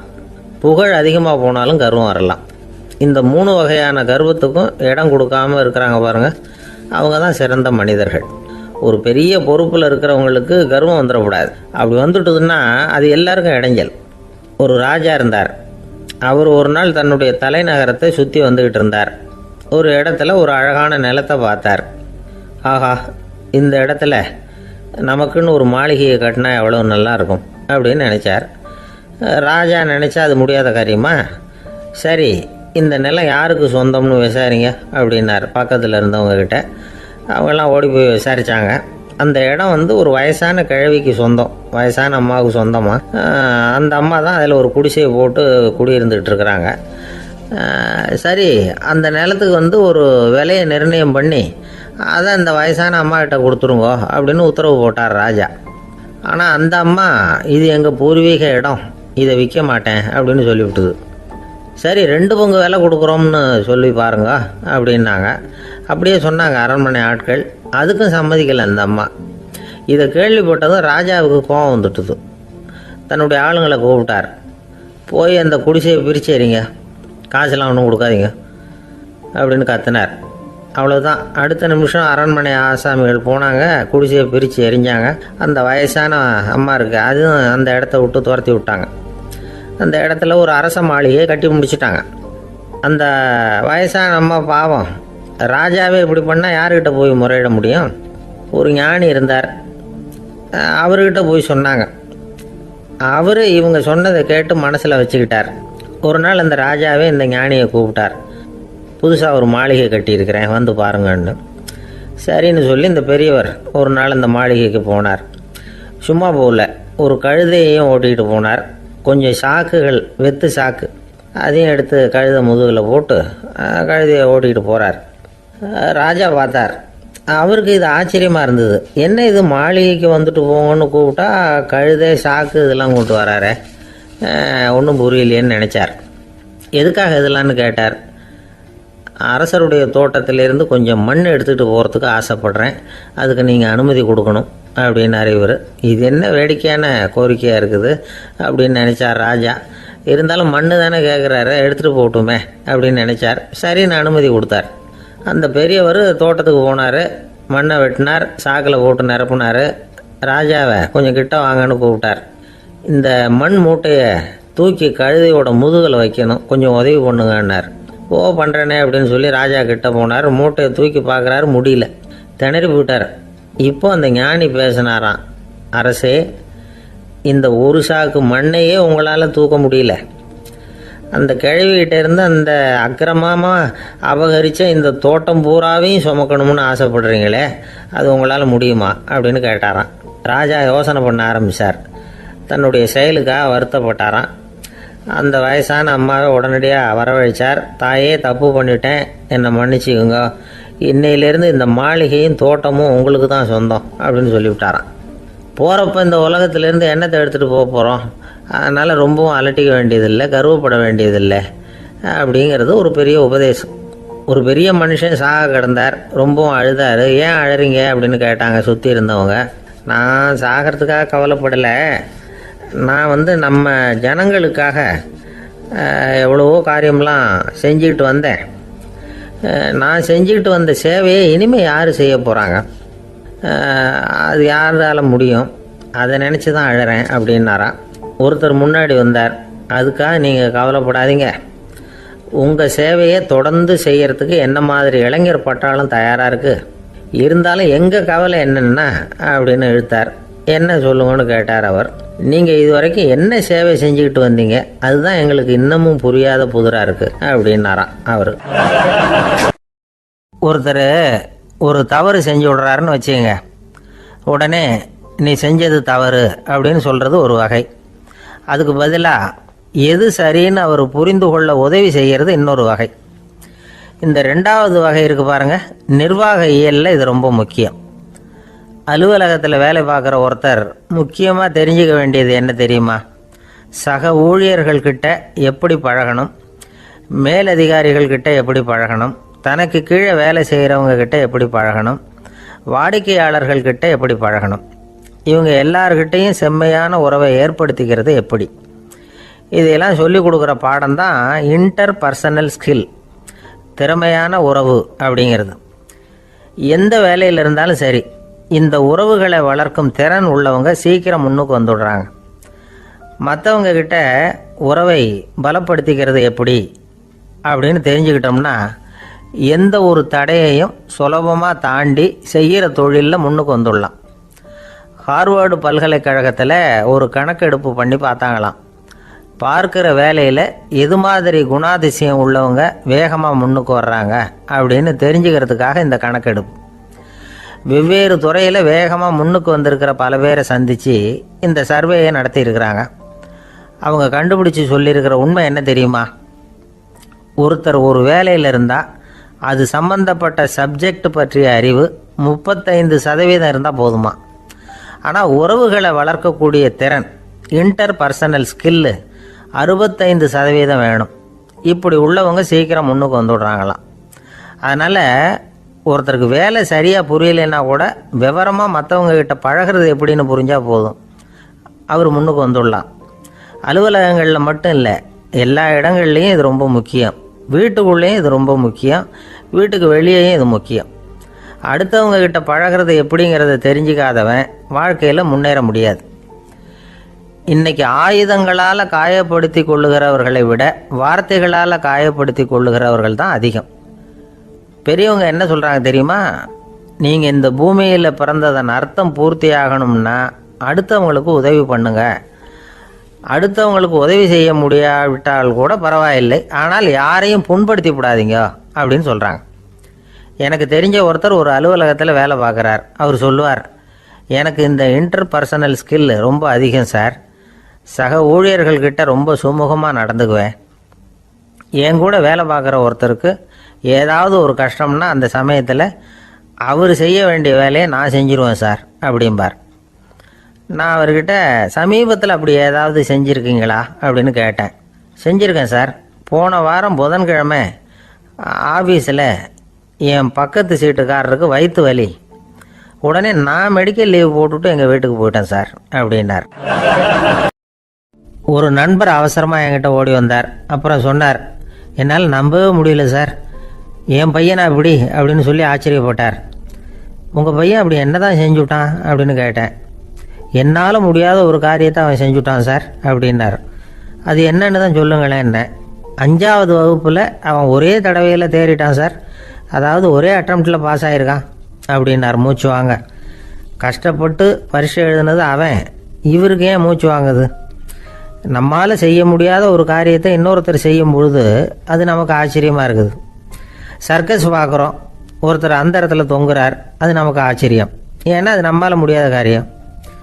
நம்மால் முடியாத ஒன்றை அடுத்தவர் எளிதாக செய்யும் பொழுது நாம் மருள்வது இயற்கை. இதை தான் தொல்காப்பியம் மருட்கை அப்படின்னு சொல்லுது. இந்த வியப்பு இருக்குதே, இது 4 வகையில் ஏற்படுறதாக தொல்காப்பியம் சொல்லுது. அது என்ன 4 வகை? முதல் வகை எப்படின்னா புதுமையான அரிய செயல்களை செய்கிறது. 2வது வகை என்னென்னா பெரும் செயல்களை செய்கிறது. 3வது வகை என்னென்னா மிக நுட்பமான செயல்களை செய்கிறது. 4வது வகை என்னென்னா ஆக்கம் தரும் செயல்களை செய்கிறது. புதுமை, பெருமை, சிறுமை, ஆக்கமோடு மதினம் சாலா மருட்கை 4 அப்படிங்கிறது தொல்காப்பியம். இன்றைக்கி விஞ்ஞானம் புதுசு புதுசாக எதையோ கண்டுபிடிக்குது. ஆரம்பத்தில் அது ஆச்சரியமாக இருக்குது, அப்புறம் அது நமக்கு பழகி போடுது. வானொலி பெட்டி புதுசாக வந்தப்போ ஒரு பெட்டி பேசுதுங்கிறது எவ்வளோ பெரிய ஆச்சரியம். இப்போ யாரும் அதை ஆச்சரியமாக பார்க்குறதில்ல. மதினம் சாலா மருட்கை அப்படின்னு ஒரு சொற்றொடர் வருது பாருங்கள். அதில் கருத்தாழம் உண்டு. எதை பற்றியும் போதுமான அளவு புரிந்து கொள்ளாத போது ஒருத்தர் வந்து ஆச்சரியப்படுறார். புரிந்து கொண்ட பிறகு ஆச்சரியம் வந்து மறைஞ்சு போடுது. மிக நுட்பமான செயல்களும் நம்ம வந்து ஆச்சரியப்பட வைக்கும். ஒரு அரிசியில் ஒரு திருக்குறள் எழுதி காட்டுறாங்க. ஒரு முட்டை ஓட்டுக்குள்ளே ஓவியம் தீட்டி காட்டுறாங்க. கருங்கல் சிற்பங்களில் எவ்வளவு நுட்பமான வேலைப்பாடுகளை எல்லாம் பார்த்து ஆச்சரியப்படுறோம். இது மாதிரி ஆக்கப்பூர்வமான அரிய செயல்களை செய்கிறது கூட வியப்பை உண்டு பண்ணும். குப்பை கூலங்களை கூட வாழ்க்கைக்கு பயன்படுகிற பொருளாக மாற்றுகிறவர்கள் இருக்காங்க. அவர்களுடைய செயல் வியப்பு அளிக்குது. இடைக்காட்டு சித்தர் பாடின மூவடி 30ங்கிற நூலில் வர்ற ஒரு பாடல், ஆற்றல் பிறர் அறிதலின் அகம் கிளர்வு உறுதலின் கற்று அறி பாணர் கெழுமிய கோடலின் தோற்றம் உருகவே போற்றல் சால் வியப்பே. ஒருத்தருடைய ஆற்றல் தெரியாமல் இருந்தது.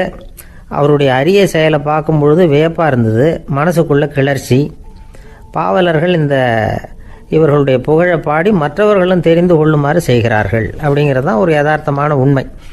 ஆக எல்லா வகையிலும் வந்து மக்கள் வந்து தங்களுடைய வாழ்க்கையில் முன்னேறுவதற்கான வழிகாட்டுகிற ஒரு மெய்ப்பாடு தான் வியப்புங்கிறது. இந்த காலத்தில் நம்ம எப்படியெல்லாம் ஆச்சரியப்பட வைக்கிறாங்க. ஒரு ஆளை பிடிச்சி ஜெயிலில் கொண்டு வந்தாங்க. ஜெயில் அதிகாரி அவனை ரொம்ப ஆச்சரியமாக பார்த்தாரான். இவன் கேட்டான், ஏன் சார் அப்படி பார்க்குறீங்க? நான் இப்போ இங்கே வர்றது உங்களுக்கு ஆச்சரியமாக இருக்குதா அப்படின்னு கேட்டிருக்கான். இதுக்கு ஜெயில் அதிகாரி சொல்லியிருக்கார், நீ இப்போ இங்கே வந்ததில் எனக்கு ஒன்றும் ஆச்சரியம் இல்லைப்பா. ஏற்கனவே நீ இங்கேருந்து விடுதலையாகி போய் 6 மாதம் ஆச்சு. இவ்வளவு லேட்டாக வர்றியே, அதுதான் எனக்கு ஆச்சரியமாக இருக்குது அப்படின்னாராம். ஒரு சீன தேசத்து அரசர் இருந்தார். அவருக்கு வயசாயிட்டுது. அவருக்கு அடுத்தபடியாக அவருடைய புள்ள பட்டத்துக்கு வரணும், ஆட்சி பொறுப்பை ஏற்றுக்கணும். ஒரு நல்ல தலைவனுக்கு இருக்க வேண்டிய பண்புகள்லாம் தன்னுடைய மகனுக்கு இருக்கணும்னு விரும்பினார் அந்த அரசர். அதனால் இளவரசனை பக்கத்தில் இருந்த ஒரு குரு கிட்ட அனுப்புனார். இளவரசன் அவர்கிட்ட போய் சேர்ந்தான். அந்த குரு என்ன பண்ணார் தெரியுமா? இவனை பார்த்து சொன்னார், இதை பாருப்பா, நீ என்ன பண்ணுற, இப்போவே பக்கத்தில் இருக்கிற காட்டுக்கு போ. நடு காட்டில் போய் ஒரு இடத்துல உட்காந்துக்கோ. அங்கே என்னென்ன சத்தம்லாம் உன் காதில் விழுதுன்னு கவனித்து கேளு. உன் காதில் விழுந்த ஓசைகள் என்னென்னங்கிறத என்கிட்ட வந்து சொல்லு. அதுதான் எனக்கு தெரியணும், உனக்கு வேலையும் அதுதான் அப்படின்னு சொல்லி அனுப்பி வச்சுட்டார். இளவரசன் காட்டுக்கு போனான். குரு சொன்னபடியே ஒரு இடத்துல உட்காந்து கவனித்து கேட்டான். அதுக்கப்புறம் குருக்கிட்ட திரும்பி வந்தான். என்னென்ன சத்தம்லாம் கேட்ட அப்படின்னு கேட்டார் குரு. குருவே, காட்டில் நான் பறவைகள் சத்தம்லாம் கேட்டேன், மிருகங்களின் ஓசையையும் கேட்டேன். இதை தவிர இடி மின்னல் மழை இதுகளோட சத்தத்தையும் கேட்டேன் அப்படின்னா. குரு யோசனை பண்ணார், நீ இன்னமும் சரியாக கேட்கல, அதனால் மறுபடியும் காட்டுக்கு போ, கொஞ்ச நாள் தங்கியிருந்து கேட்டுட்டு வா அப்படின்னார். இளவரசனுக்கு ஒன்றும் புரியல. இருந்தாலும் குருவின் கட்டளையாச்சே, மறுக்க முடியுமா? உடனே அவன் மறுபடியும் காட்டுக்கு போனான். ஒரு இடத்துல உட்காந்தான். கொஞ்ச நேரம் உன்னிப்பாக கவனித்து கேட்டான். சில நாள் கழித்து குருக்கிட்ட திரும்பி வந்தான். குருவே, இந்த தடவை சில துல்லியமான சத்தங்களை எல்லாம் கேட்டான். தேனி பறக்கிற சத்தம், நீரோடையின் மெல்லிய ஓசை, இதெல்லாம் கேட்டேன்னா. குரு சிரித்தார். நீ மறுபடியும் காட்டுக்கு போ, இன்னும் சில நாள் அங்கே இரு, முழுமையாக கவனமாக கேட்டுட்டு வா அப்படின்னு சொல்லி அனுப்பி வச்சுட்டார். இளவரசனுக்கு குழப்பம் அதிகமாயிட்டுது. ஒன்றுமே புரியல. மறுபடியும் காட்டுக்கு போனான். மௌனமாக ஒரு இடத்துல உட்காந்துட்டான். அப்படியே தியானத்தில் ஆழ்ந்துட்டான். சில நாளில் அவனுக்கு இதுவரை கேட்காத ஓசைகள்லாம் கேட்க ஆரம்பிச்சிட்டுது. இதைத்தான் நான் கேட்கணும்னு என்னுடைய குரு எதிர்பார்த்துருக்கிறாருங்கிறத புரிஞ்சுக்கிட்டான். உடனே குருக்கிட்ட ஓடனான். குருவே, இந்த தடவை காதுகளுக்கு கேட்க முடியாத சில ஓசைகளை கூட என்னால் உணர முடிஞ்சுது. பூ மலருகிற ஓசை, சூரியனால் பூமி சூடாகிறப்போ எழுகிற ஓசை, காலை பனித்துளி இந்த புல்லுலாம் குடிக்கிற ஓசை, இது எல்லாம் என்னால் நல்லா கேட்க முடிஞ்சுது அப்படின்னா. குருவுக்கு இப்போ தான் திருப்தி ஏற்பட்டு தான். இளவரசனை பார்த்து சொன்னார், இதை பாருப்பா, இப்போ தான் நாட்டை ஆளுகிற தகுதி உனக்கு வந்திருக்குது அப்படின்னு சொல்லி அதுக்கு விளக்கமும் கொடுத்தாராம். எந்த அரசன் தன்னுடைய மக்களின் இதயம் பேசுகிற மௌன மொழியை, மௌன வார்த்தைகளை கேட்குறானோ அவன்தான் ஆள தகுதி உள்ளவன். எந்த அரசன் தன்னுடைய மக்களின் உணர்ச்சிகளை உண்மையாக உணர்றானோ அவன்தான் முதன்மையான அரசன். போலி வார்த்தைகளை மட்டும் கேட்டுட்டு பல மௌன ராகங்களை காதில் வாங்கிக்காதவன் அரசனே இல்லை. எந்த நாட்டில் எப்போ ஒரு அரசன் தன்னுடைய மக்களின் உணர்ச்சிகளை கேட்க மறுக்கிறானோ அன்னையிலேருந்தே அந்த நாடு அழிய தொடங்குது அப்படின்னு அர்த்தம். இதுதான் அந்த குரு இளவரசனுக்கு போதிச்சது. வாயால் பேசுகிறத மட்டும் கேட்டு ஏமாறக்கூடாது, உணர்ச்சிகளையும் கேட்கறதுல தான் மனப்பக்குவம் உண்டாகும். மக்கள் உணர்ச்சிகளை புரிந்து கொள்ளாத அரசர்கள் நீடிச்சிருக்க முடியாது. அது மாதிரி நாடுகளில் அடிக்கடி குழப்பம் தான் உண்டாகும். அப்படி இருந்தால் அடிக்கடி ஆட்சி மாறிக்கிட்டு இருக்கும். அப்படிப்பட்ட ஒரு தேசம், அங்கே ஒரு சிறைச்சாலையில் 3 கைதிகள் பேசிக்கிட்டு இருந்தாங்க. ஒருத்தன் சொன்னான், நான் இந்த நாட்டு ராஜாவை எதிர்த்து பேசிக்கிட்டு இருந்தேன், அதனால் என்னை பிடிச்சி கொண்டாந்து இங்கே போட்டுட்டாங்க அப்படின்னா ஒருத்தன். இன்னொருத்தன் சொன்னான், நான் இந்த நாட்டு ராஜாவை ஆதரித்து பேசிக்கிட்டு இருந்தேன், அதனால் என்னை பிடிச்சி கொண்டாந்து இங்கே தள்ளிவிட்டாங்க அப்படின்னா. அது சரி, நீ என்ன தப்பு பண்ண அப்படின்னு சொல்லி 3வது ஆளை பார்த்து இவங்க கேட்டாங்க. அதுக்கு அந்த ஆள் சொல்கிறான், நான் தான் இந்த நாட்டு ராஜா அப்படின்னானா. ஒரு அம்மா தெருவில் உட்காந்து என்னத்தையோ தேடிட்டு இருக்கிறாங்க. அந்த அம்மா ஒரு சுஃபி ஞானி. அவங்க பேர் என்னன்னா ரபியா அல் அடாவியா. அந்த அம்மாவுக்கு கண் கூட தெளிவாக தெரியாது. அந்த பக்கமாக வந்த சில பேர் இவங்களுக்கு உதவி செய்கிறதுக்காக வந்தாங்க. என்ன தேடிட்டு இருக்கிறீங்க அப்படின்னு கேட்டாங்க. இதுக்கு அந்த அம்மா, அந்த கேள்வி அவ்வளோ முக்கியத்துவம் இல்லை, நான் தேடிட்டு இருக்கிறேன், உங்களால் முடிஞ்சால் எனக்கு உதவி பண்ணலாம் அப்படின்னாங்களாம். உதவி செய்ய வந்தவங்களுக்கு ஆச்சரியம். எதை தேடுறோங்கிறது தெரியாமல் இப்படி ஏன் நேரத்தை செலவழிக்கிறீங்க, நாங்கள் எப்படி உங்களுக்கு உதவ முடியும், எங்களுக்கு ஒன்றும் புரியலையே அப்படின்ட்டுருக்காங்க. சரி, உங்களை திருப்தி பண்ணுறதுக்காக சொல்கிறேன், ஒரு குண்டூசி தொலைஞ்சி போச்சு, அதை தேடுறேன் அப்படின்னாங்களாம் அந்த அம்மா. அதுக்கப்புறம் இவங்களும் சேர்ந்து தேட ஆரம்பிச்சிட்டாங்க. கொஞ்ச நேரம் ஆச்சு, ஒன்றும் கிடைக்கல. உதவி செய்ய வந்தவங்களும் அழுத்து போட்டாங்க. அப்புறம் கேட்டாங்க, இதை பாருங்கம்மா, இது ரொம்பவும் பெரிய தெரு, அகலமான தெரு, அதனால் குறிப்பாக நீங்கள் எந்த இடத்துல அந்த குண்டூசியை தொலைச்சிங்க அதை சொல்ல முடியுமான்னாங்களாம்.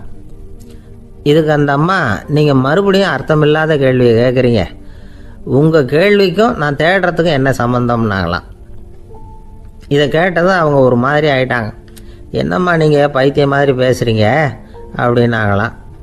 சரி, உங்களை மறுபடியும் திருப்திப்படுத்துறதுக்காக சொல்கிறேன், அதை நான் எங்கள் வீட்டில் தொலைச்சுட்டேன் அப்படின்னாங்களாம். அப்புறம் எதுக்காக இங்கே வந்து தேடிட்டு இருக்கிறீங்க அப்படின்னு கேட்டிருக்காங்க. ஏன்னா இங்கே தான் வெளிச்சம் அதிகமாக இருக்குது, அங்கே வீட்டுக்குள்ளே இருட்டாக இருக்குது, அதனால் இங்கே வந்து தேடுறேன், வெளிச்சம் உள்ள இடத்துல தானே தேட முடியும் அப்படின்னாங்களாம் அந்த ஞானி. இந்த கதைக்கு என்ன அர்த்தங்கிறத பெரியவங்க சொல்கிறாங்க. அதாவது இந்த தேடுதல்ங்கிறது ஒரு வியாதி. அது நம்ம சதா அலைய வைக்கும், பைத்தியமாக மாற்றுறதுக்கு முயற்சி பண்ணோம். ஒரு காலம் அது நிறைவு அடையவே அடையாது. வாழ்வுங்கிறது ஒரு புரிந்து கொள்ள முடியாத, சதா இயங்கி கொண்டிருக்கிற ஒரு செயல். அதுக்கு ஆரம்பமும் இல்லை, முடிவும் கிடையாது. எதையோ தேடணும் அப்படிங்கிற உந்துதல் நமக்குள்ளே இருக்கும், ஆனால் குறிப்பாக எதை தேடிட்டு இருக்கிறோம் அப்படிங்கிறது புரியாது. அப்படி ஏதாவது ஒன்றை தேடி அடைஞ்சிடுறோம்னு வச்சுக்கோங்க, உடனே ஒரு அதிருப்தி வந்துடும். அதனால் வாழ்க்கைங்கிறது சலிப்பு நிறைந்தது அப்படிங்கிற எண்ணத்தை உண்டாக்கிக்கிறோம். ஒன்று அடைஞ்சதுக்கு அப்புறம் இன்னொன்று தேட ஆரம்பிச்சிருவோம். ஆக இந்த தேடல்ங்கிறது நாம் ஒன்று அடைஞ்சாலும் அடையாவிட்டாலும் தொடர்ந்து நடந்துக்கிட்டு தான் இருக்கும். இதுக்கு முடிவே கிடையாது. இந்த உண்மையை நாம் நல்லா புரிஞ்சுக்கணும் அப்படிங்கிறது பெரியவங்களுடைய கருத்து. ஏழையும் தேடுறான், பணக்காரனும் தேடுறான், நோயாளியும் தேடுறான், நோய் இல்லாதவனும் தேடுறான், அதிகாரம் உள்ளவனும் தேடுறான், அதிகாரம் இல்லாதவனும் தேடுறான், முட்டாளும் தேடுறான், அறிவாளியும் தேடுறான். ஆனால் யாரும் இதை தான் தேடி சாதிக்க போகிறோம், இதுதான் முடிவு அப்படின்னு திட்டவட்டமாக சொன்னதில்லை. ஒன்று அடைஞ்சதும் இன்னொன்று தேட ஆரம்பிச்சிடுறாங்க, அவ்வளோதான். அதாவது உங்களின் தேடுபவர் உங்கள் உள்ளே தான் இருக்கிறார், அவரை தேடி கண்டுபிடியுங்கள். இதுதான் ஞானிகள் நமக்கு சொல்லுகிற ஒரு ஆலோசனை. நம்மால் ஒருத்தன் ஜெயிலில் இருந்தான். இன்னொரு கைதி அவனை பார்த்து கேட்டான், ஏன்பா உன்னை பார்க்குறதுக்கு வெளியிலேருந்து யாருமே இங்கே வர்றது இல்லையே, உனக்கு சொந்தக்காரங்களே கிடையாதா அப்படின்னு கேட்டானா. ஏன் இல்லை, எனக்கு சொந்தக்காரங்க நிறைய பேர் உண்டு, அவங்க என்னை பார்க்க வராததுக்கு காரணம் வேற அப்படின்ட்டுருக்கான் இவன். என்ன காரணம்னு கேட்டான் அவன். அதுக்கு இவன் சொன்னானா, அதுக்கு என்ன காரணம்னா அவங்க எல்லாரும் இங்கே உள்ளேயே இருக்கிறாங்க அப்படின்னானா.